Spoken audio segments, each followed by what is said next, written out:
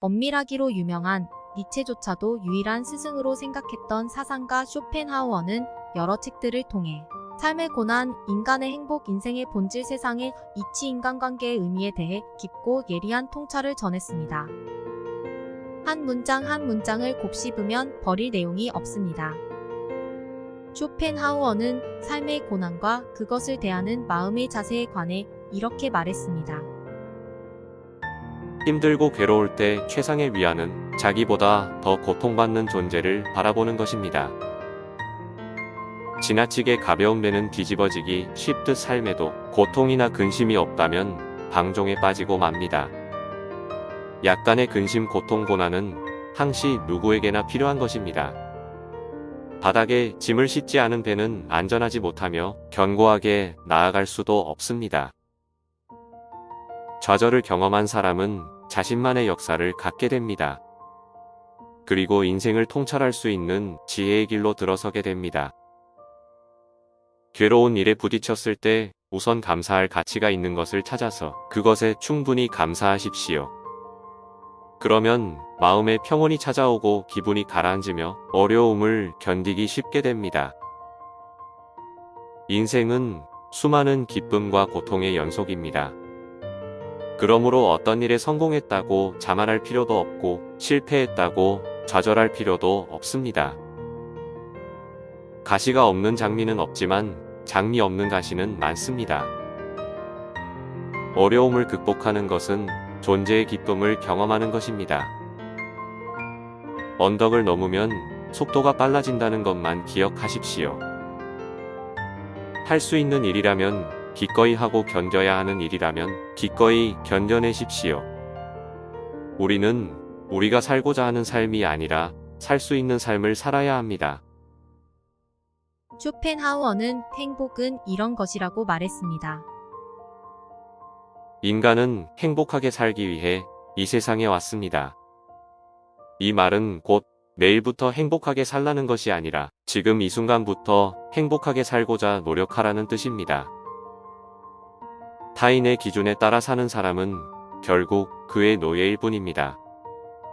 남의 눈을 의식하지 않고 남이 알아주는 것을 초월해서 사는 사람은 행복합니다. 타인의 눈높이에 나를 맞추려는 데서 모든 불행은 시작됩니다. 나는 어쩔 수 없는 나입니다. 내가 나를 부끄러워하지 않는다면 사람들도 나를 부끄러워하지 않게 될 것입니다. 인간은 현재 행복하지 않으면서 자신을 행복하게 만들어 줄 것이라고 생각하는 것을 위해 평생을 바칩니다. 사람은 갖지 못한 것을 보면 저것이 내 것이라면 얼마나 좋을까 하고 생각합니다. 그것은 가지지 못한 괴로움을 만듭니다. 그래서 우리는 그 괴로움을 벗어나기 위해 이것이 내 것이 아니라면 이라는 질문을 할 필요가 있습니다. 현재 자기가 갖고 있는 소유물들을 상실한 것으로 간주해보면 갖고 있는 소유물들이 소중하게 느껴질 것입니다. 인간은 행복한 상황에서는 자신이 행복하다는 것을 느끼지 못하지만 불행한 상황이 되고서야 그때가 행복했다는 것을 깨닫습니다.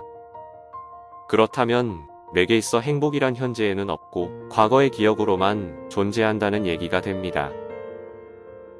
사람들이 질투의 감정에 사로잡히는 이유는 자신보다 나은 처지의 사람을 바라보기 때문입니다. 그 사람이 자신보다 많은 재물을 가지고 있거나 다른 사람으로부터 더 많은 사랑을 받고 있다고 느낄 때 사람들은 대부분 자신의 비참함을 돌아보게 됩니다. 지금 얼마나 많은 사람들이 당신보다 앞서 있는가를 생각하기보다 얼마나 많은 사람들이 당신의 뒤를 따르고 있는가를 생각하십시오. 젊고 아름답고 부유한 사람이라도 그 사람이 진정으로 행복한지 아닌지는 판단할 수 없습니다. 행복은 결코 객관적인 사실 속에 존재하는 것이 아니기 때문입니다. 우리가 지난날에 이런저런 행복이나 향락을 즐길 기회를 놓쳐버렸다고 애석해하거나 한탄하는 것은 얼마나 어리석은 일입니까? 그것을 가졌다 한들 지금 무엇이 남아있겠습니까? 기억 속에 말라빠진 미라만 남아있을 것입니다. 행복의 90%는 건강에 달려 있습니다. 가장 큰 어리석음은 다른 종류의 행복을 위해 건강을 희생하는 것입니다. 건강한 거지가 병든 왕자보다 행복합니다. 마음이 소유물보다 행복에 더 큰 영향을 미치지만 사람들은 마음을 수양하기보다 재물을 늘리려고만 애씁니다. 행복의 기본은 자기 외부에서는 그 무엇도 기대하지 말며 자기 내부에서 발견하여 누리는 것입니다. 물론 자기 안에서 행복을 찾기가 쉽지는 않지만 다른 곳에서는 찾을 수가 없습니다. 인간은 누구나 홀로 있지 않을 수 없습니다. 결국 인간의 행복은 얼마나 홀로 잘 견딜 수 있는가에 달려 있습니다. 쇼펜하우어는 인생의 본질을 이런 문장들로 설명했습니다. 인간은 진정 홀로 있음을 통해서 자기 자신을 알게 됩니다. 한 인간이 고독을 소중하게 생각하지 않으면 자유의 소중함도 알 수 없습니다. 왜냐하면 인간은 진정 혼자 있을 때만 자유롭기 때문입니다. 고독을 사랑하는 사람은 금광을 손에 넣은 것이나 다름없습니다. 타인 혹은 세상의 많은 것을 기대해서는 안 됩니다. 다른 사람에게서 무엇을 더 얻으려고 하십니까? 결국 인간은 누구나 혼자입니다. 중요한 것은 혼자 있을 때 그가 어떤 사람인가 하는 것입니다. 하루는 작은 일생입니다. 아침에 잠이 깨어 일어나는 것이 탄생이요. 상쾌한 아침은 짧은 청년기를 맞는 것과 같습니다. 그러다가 저녁 잠자리에 누울 때는 인생의 황혼기를 맞이하는 것임을 알아야 합니다. 삶이란 욕망과 권태 사이를 왕복하는 시계추와 같습니다. 즉, 인간은 욕망으로 인한 고통으로부터 벗어날 수 없습니다. 인간은 다른 사람처럼 되려고 하다가 자기 잠재력의 4분의 3을 상실합니다. 어느 누구도 자신의 고유한 성격에서 벗어나지 못합니다. 외부 상황이 바뀌어서 얼핏 다르게 행동하는 것 같아도 그것은 성격이 다양하게 변주되면서 모양만 다르게 보이는 것에 불과합니다. 사람의 성격이란 거의 변하지 않습니다. 우리의 인생은 마치 커다란 모자이크와 같아서 가까이 있으면 제대로 알아볼 수가 없습니다. 악한 생각과 무의미한 노력은 서서히 얼굴에, 특히 그 눈에 드러나게 되어 있습니다. 정신이 빈약한 사람들일수록 재물로 남을 앞서려고 합니다.